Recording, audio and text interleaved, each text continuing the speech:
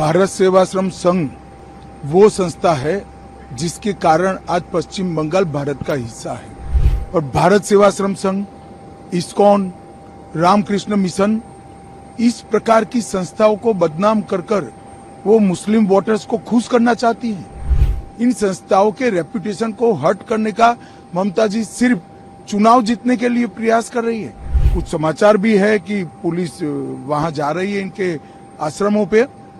Bharatiya Janata party ऐसी चीजों को कतई चलने नहीं देंगी। 118 मुस्लिम जातियों को बिना किसी प्रोसेस, पिछड़ेपन के सर्वे वगैरह के बगैर ममता बनर्जी ने ओबीसी का रिजर्वेशन दे दिया। ममता बनर्जी पिछड़े वर्ग के रिजर्वेशन के ऊपर अपने वोट बैंक के लिए डाका डालकर वो रिजर्वेशन मुस्लिम जातियों को देना चाहती है। ममता बनर्जी की इस टिप्पणी की मैं घोर निंदा करता हूं।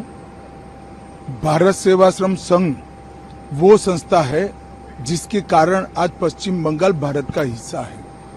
ममता बनर्जी को शायद मालूम नहीं है, भारत सेवाश्रम संघ के संस्थापक स्वामी प्रणवानंद न होते तो वेस्ट बंगाल आज भारत का हिस्सा नहीं होता, बांग्लादेश का हिस्सा होता। और भारत सेवाश्रम संघ, इस्कॉन, रामकृष्ण मिशन, इस प्रकार की संस्थाओं को बदनाम कर वो मुस्लिम वोटर्स को खुश करना चाहती है। इनकी अपीसमेंट की पॉलिसी के कारण इतनी रेप्यूटेड संस्थाएं जिन्होंने भारत को बचाया, भारत की आबरू को पूरी दुनिया में आगे बढ़ाया, हमारे भक्ति संप्रदाय को पूरी दुनिया में रामकृष्ण मिशन और इस्कॉन ने पहुंचाया। रामकृष्ण मिशन नॉर्थ ईस्ट और दूर दराज के जंगलों में शिक्षा, सेवा, हेल्थ, वाटर सप्लाई, न जाने कितने सेवा के प्रोजेक्ट्स के साथ जुड़े हैं। इन संस्थाओं के रेपुटेशन को हर्ट करने का ममता जी सिर्फ चुनाव जीतने के लिए प्रयास कर रही है। मैं इसकी घोर निंदा करता हूं। और ममता जी ने कहा है कि कुछ समाचार भी है कि पुलिस वहां जा रही है इनके आश्रमों पे। भारतीय जनता पार्टी ऐसी चीजों को कतई चलने नहीं देंगी। हम इसका विरोध करेंगे। और मैं बंगाल की जनता को भी अपील करना चाहता हूं, और वोट बैंक की पॉलिसी के लिए ममता बनर्जी अगर इस प्रकार की रेप्यूटेड संस्थाओं के ऊपर आरोप लगाती है तो बंगाल की जनता ने भी इस पर गंभीरता से सोचना चाहिए। देखिए, ये मामला मूलतः वहां से हुआ है कि 118 मुस्लिम जातियों को बिना किसी प्रोसेस, पिछड़ेपन के सर्वे वगैरह के बगैर ममता बनर्जी ने ओबीसी का रिजर्वेशन दे दिया। कोई कोर्ट में गया, कोर्ट ने इसका संज्ञान लिया और 2010 से 24 के बीच में जितने सर्टिफिकेट इश्यू हुए हैं इसको अभी स्थगन आदेश देने का काम हाईकोर्ट ने किया है। ममता बनर्जी पिछड़े वर्ग के रिजर्वेशन के ऊपर अपने वोट बैंक के लिए डाका डालकर वो रिजर्वेशन मुस्लिम जातियों को देना चाहती है।